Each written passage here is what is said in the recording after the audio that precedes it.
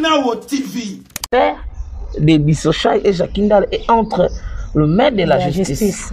Nous attendons la justice de faire son travail. Et même Jacindal avait confirmé qu'il a été sodomisé. Il a été violé. Il doit nous dire c'était comment et par qui. Parce que ça, il doit savoir que monsieur n'est pas salé. Et puis, par la force. Et après, le parquet va faire appel à un médecin. Thérèse Kapanga, chapelé naï. Maman, c'est grave ce qui s'est passé dans l'ancien régime. Et cette dame-là, si payée par des anciens kabylistes, un ancien du peuple perdé, elle vient pour salir notre régime. Non, non, c'est vous, pour protéger le régime. Non, ce n'est pas question. Quelle vérité Zolobana? Elle ne fait pas partie du système. Mais alors, Bibi, non,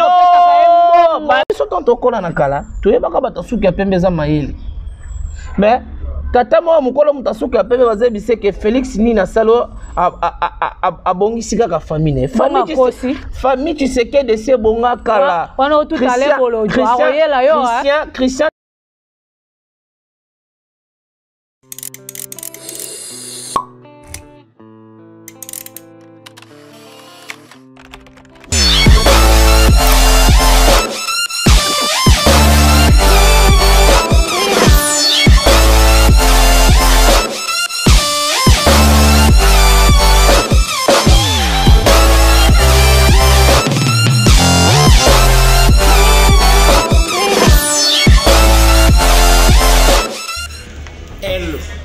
Now TV chaîne bolinga mingi yangot des formations bozolinga boy ba si c'est vrai yangot mais s'abonner ça la bien kota na musiko na makambo ya Monsieur Katumbi Chapwe problème nini bozolukele nini balobi bolingi bokanga ye mama asali nini république asali nini mama problème nini République. Ah, merci beaucoup, maman. Asali nini, mal à l'aise nini, Moïse Katumba zo salabino. On ne peut pas avoir peur d'une créature. Nous sommes des créateurs. Ah bon? C'est nous qui avons créé Katumbi. Nous sommes tous commissaires opposants. Tant à Betty, discours, on a 3 penalty, nous sommes tous yambagai. Non, on ne peut pas avoir peur de notre créature. Nous, nous sommes tous encadrés, tous la qui sont de sa composition. Nambong. Nambong on est. Kasi tu peux y avoir bambong. Katunda ka nambong. Oh, mais c'est désolé, tout le monde te dit que tout le monde. Ah, ça moins de vivre. Bon, on laisse ça banane na bana. Yebimbong. Hein? Asunga bino to asunga makamita tunde bakende bakasiki azala na mbongo bazo ba million tala batata mikolo baboma ba parti na bango pona Rolanda soit disant mbongo wana bozoloba et quand même asunga bino ata lelo bokonzima ete asunga biso na nini tokuta Moïse Katumbi moteki makala kuna na kashobwe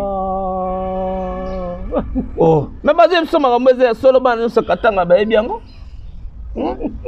tango alongwe nazo bisa oso bato to bangaye république etambolaka na mibeko république etambolaka na mibeko wana to ebisiko pa mama omoni même nzete ozomono nzete na wana kata lupango avant kokata yango faut avoir l'autorisation mire na ya lupango ndaku na ya avant kobuka faut avoir l'autorisation de démolition de démolir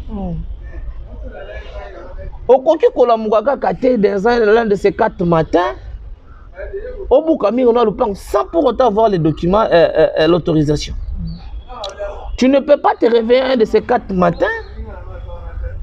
Au Lamugaka Robeté, à Taliboswanda Kunayos, au Babeni voie publique. C'est la responsabilité de l'État. À travers son ministère, il y a infrastructure. Tu n'as pas. Et tu n'es pas permis aux hommes à au boaka. Si tu estimes que tu as des moyens, tu peux faire quelque chose. Qui n'est pas service à l'État, ils ont habilité. Bah, paie son autorisation. Na moni liboso na nga na fo ba asphalter ba tsanzela na bwe. Ah ok, bah paie son autorisation. Au bengi ba ingénieur na ba sali musala ya l'État. Parce que Katumbi, lui, il s'est fait un Congolais super que les autres. Il se permet de tout. Nous sommes dans un état de droit. Oh, ils ont un état oh, que bana kini bana fait balela. Bana daring balela. Tozana tawana. Bana fait balela. On m'a piqué une piqûre. On a fait tout kangaka wana. Hein? Nous ne sommes pas dans un régime homme fort. Nous sommes dans un régime des institutions fortes. C'est ça même l'état de droit. Lui peut se réveiller de ces 4 matins, à l'aérodrome, baloba na ete po ya za Katumbi, mboko ya ye. Mboka au Congo ya Katumbi. Ce pays nous appartient tous. Si que so bani balobe comme acharnement et comme bozo banga e. Biso to banga créature. Biso to sala eti. Hein? Et là wolo balanzamba zo banga bato. Mais il y a biso. Zamba ko banga biso. Katumbi a été créé politiquement à notre image. Ouais. Parce qu'on ne peut pas avoir peur de notre créature que nous avons créée. Nous avons façonné. Quand il a fui Kabila, Koto Babengani Bengra, Koto Babengana Bajide Iscariote, c'est nous qui avons enseigné à Katumbi l'opposition. Comment descendre dans la rue, comment tenir un meeting. Comment depuis ton tigre à Kokate, à Komibala Vea Balela, Baladaring Balela. Il y a mon na stade à Kamalondo, à la meeting devant les supporters à Mazembe. Oh, il était devant le peuple congolais. À Komineruna Bala Vea Balela. Mais bon, Kokaete, quand même. Tout ce Kokaete n'a bigué. N'a lobby Katumbi. Nous les avons battus. Est-ce que tu as été nani?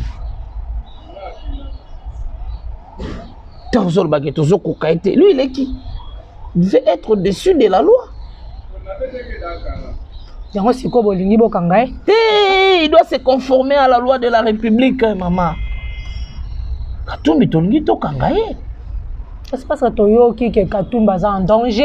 Non, waneza banani babenga bango banani ba client na yende bazo sa ba client. Beaucoup me mettre vina en danger parce que azotonga ndela eza bien pour la bino komona lokwa. Il faut que ça ba benga wana ba mercenaires. Azo sala nzela pour que ça ba mercenaires selon vous. Katumbi il a été battu par nous et vaincu. On ne peut pas avoir peur de lui. Tout ce qu'il est en train de faire là, c'est nous qui l'avons appris comment faire l'opposition. Parce que tu remarques, Mutumoko biso moko ndeto façon. Parce que je ne comprends pas dans ces pays, quand vous êtes opposant, les infractions des droits communs cessent d'exister sur vous. Parce que lorsque la justice va mettre la main sur vous, vous allez crier à un acharnement. On a arrêté opposant. Lorsqu'on est opposant, tu peux te permettre de diffamer, de porter atteinte à la vie d'une personne. Donc, c'est quelqu'un qui ne fait pas peur. Et à l'heure actuelle, il n'y a aucun opposant qui peut faire peur à notre régime. Mais ça quand yende mto sa bank sabino parce que soutenir bino makasi quand même soutenir biso na nini bon na nyoso na mongo papa toza quand même sérieux mais c'est Dieu donné hein lelo kolobela Moïse Boye tout le monde bika soutenir bino financièrement est-ce que IDPS malgré l'opposition IDPS avait des grands patrons silencieux mais tout le monde a bangotin te bazala tout le monde était oh comme parce que Katumbi basala ni pona IDPS asala ebele quand même tanga moko Zelanan Katumbi akuta déjà président de l'actuel président de la République Tshisekedi a voyagé déjà monde entier là to ebi et puis akuta déjà voyagé na budget privé akuta déjà la taka base Weston akuta déjà roula ba jeep pas cher bongo non écoutez a coûté déjà rouler à la pas cher. À l'époque, à l'opposition. Ce n'est pas comme... Au moment où ils sont en train de faire, tu es pas capable de faire des choses. Mais, tata moi, mon collègue m'a dit que Félix Nina Salo a bon ici la famille. Famille, tu sais que de ces bons kala. Christian, tu sais que de temps en temps, on a rendu revers dans Mboko Congo avant comme on a pouvoir. Hier, Moutouana Zalakua. Hein? Non, on doit quand même du respect à cette famille. Hein? Faut quand même tout ça respect dans la famille. Ce ne sont pas des blagues. Il y a des gens qui disent des choses au bas éviter. Ceux qui appellent bien la synonyme de intelligence et sagesse. Et là, ceux qui appellent bien comment il y a qui bozoba. Tout naya zolo bageno. Abongisi la famille, tu sais que des bons kala. Des bons kala wapi. Kala. Zela. Babo, ni sous baza babo tamnan bakoti tata na bangaza qui premier ministre. Tu sais que d'être premier ministre de ce pays. Boyebi, écoutez, Boyebi vit à premier ministre. Tu sais que d'être ministre plusieurs fois, il y a coopération, il y a intérieur, recteur na ENA, ambassadeur na Congo na Maroc. Est-ce que Zouara ka parcours mutabo akosanga famille ne kozana nzala? Non, il cause en nzala te mais ezal nenge komi l'autre. Il y a Roger Tshisekedi d'aujourd'hui, il est sénateur. Depuis longtemps, il vivait en Europe. Non, la famille, tu sais, non, lui il parle de la famille, tu sais que parce qu'il y a une famille, tu sais qu'il dit. Une famille, tu sais qu'il dit. Bobo, tu sais qu'il dit. Il est entrepreneur. Il a eu plusieurs entreprises. Kala, il y a les lotés. Il y a les lotés. La façon dont vous parlez, c'est comme si tout le monde n'a pas si pouvoir. Non, c'est faux. C'est faux. Tu continues à faire Moïse Katumbi pour te chiter. Et puis, M. Dieudonné, il y a déjà la possibilité de télémélie. Par contre, convaincre Binoté. Tu continues pour te chiter dans l'émission. Parce que je suis dans la bonne voie. Mais nous avons besoin de vérifiables. Nous avons inventé ma histoire. Christian, tu sais qu'il dit Christian, tu sais qu'il dit. Kala, avant même régime.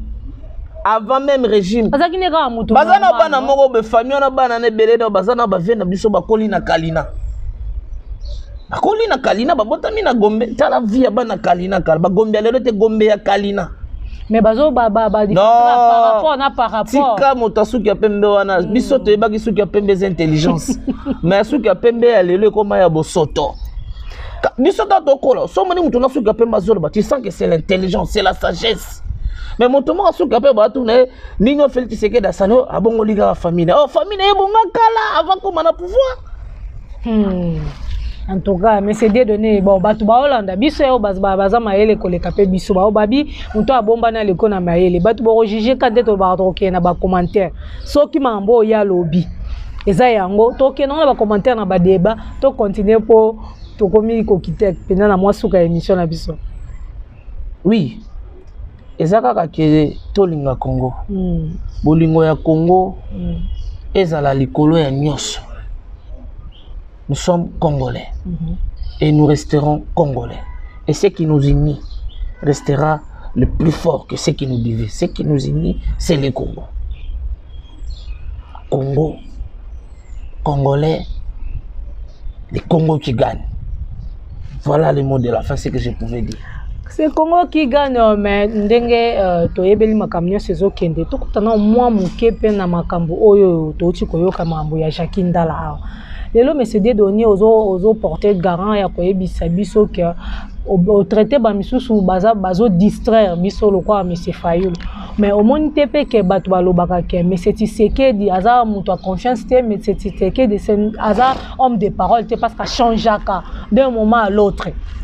Lelo oyo a changé makambo maloba ebele kaka ye moko to sauter wana ze juste ka to flasher mais mekano ko ebisa biso to moni ndeko na biso Denise Mukendi awa ba uti ko kangaye awa pona makambo ya Jacques Ndala. Je sais monsieur Félix Kasazala yebi makambo nyonso ezoleka bakangi Jacques Ndala e ba viola Jacques Ndala na honneur. Muteye ko bimisa makambo ezali Denise Mukendi. Landi wana nyonso te nazo koma wana penda mingi te po o eza ya mutuya maloba na ye Ce qui bakaninga eza pona obino bo kandidaté bakaninga parce que bon kondinanga sepelité. C'est-à-dire mais c'est Félix aza ko accepter ba bêtise ça makana mboka na ye. Lelo bazo violer bana mibali na kati ya Anna mais c'est Félix aza content na yango. C'est faux. C'est faux comment parce que non, elle est là. Balobi na image ezali que Dissochoy, elle peut tout dire. Dissochoy aza ni agent. Il y a service intelligent. Mais ma cambouana pourquoi un service intelligent? Le service est intelligent. Année à la demi-heure, bah sodomisera batouté. Il y a même des femmes au bazaka arrêté kuna, bazaka touché te. Si une femme ba toucha ka bango te ke ba violer ba simba ya ta loboko. A combien plus forte raison un homme? Eza makambo lokuta bali ba salir image ya régime bali ba salir zela kaka yemo ka ekoloba lisusu yoka il y a deux gens beaucoup onga ba benga dinosaure. Laissez-moi le temps. Vous m'avez posé la question. Écoutez. Va poser la question. Il y a Jimmy Kitengi. Il a été arrêté à l'année. Demande-lui si ces pratiques existent. Va poser la question à Manix Ienda. Il a fait combien de temps dans Katianine? Non, le problème n'est pas le temps. Écoutez, le problème n'est pas le temps. Nous sommes sur ce plan, arrêtons de salir l'image de notre service Nabiso. Oh, il travaille jour et nuit pour nous sécuriser. Arrêtons de salir l'image. Il y a bas service. Mais ce n'est pas nous, non, mais pourquoi elle est aux arrêts? Cette dame, elle doit apporter des preuves de ses allégations. Mais elle a refusé à Kolobake. Non, les gens des chefs, il y a des chefs de l'État, à ses mais le chef de l'État, c'est un père de famille, il ne peut pas accepter ce genre de choses. C'est faux. Mais comment Maman, moi je peux vous dire une chose, je peux donner une révélation. Moi je préfère être arrêté na aner que na bakashonyo salibanda. Na bakasho ya ba prison makala to ba bakasho parce que là-bas les traitements humains. Sauf que la toxine elle est morale, le service s'il a besoin de vous peut-être il va avoir une information on va vous arrêter on va découvrir que makambango ba reni belema tout batindio na acquis des droits devant ton juge naturel. C'est le cas de cette Kikuni, c'est le cas de Jimmy Kitenge, c'est le cas et belé tout le monde. Nous assistons à des procès dans ces pays actuellement dans ces régimes. Quel a été le péché de Arma Tungulu? Si il est mort, son cadavre, sa famille n'a pas droit dans sa matam. Fidel Bazana, le chauffeur de Chebea, qu'est-ce qu'il avait fait? Qu'est-ce qu'il avait commis comme infraction, comme péché? Le chauffeur de Chebea. Maman, il y a eu des graves choses au Salema d'ancien régime. Au Salema dans le régime, dans notre régime, on arrête les gens. Et bozo mona bango bozo assister na ba procès et puis bazo quitter bango muto alobaka ko liambuma bakanga qui est puis a purgé peine il a retrouvé sa liberté abonné du forme na tunio Arma Tungulu salaka nini kobwa kalibanga topé sapatu topé anana orange na cortège président eza crime obabo écoutez vie. Biso to mona na mikili ya poto mutasiliki contre Boucha Bambi basapato. Mais baboma était. Macron ba gifle mbata, baboma était. Quel a été le crime qu'a commis Rossi Chimanga Mukinzi? Le peuple gagne toujours. Péché à Rossi Zakani. Thérèse Kapanga la chapelé naïe. Maman, c'est grave ce qui s'est passé dans l'ancien régime. Et cette dame-là, si payée par des anciens kabylistes, un ancien du PPRD, elle vient pour salir notre régime. Non, c'est vous, qui protéger le régime. Non, ce n'est pas question. Quelle vérité, Zolobana? Elle ne fait pas partie du système. Mais alors, Bibi, non,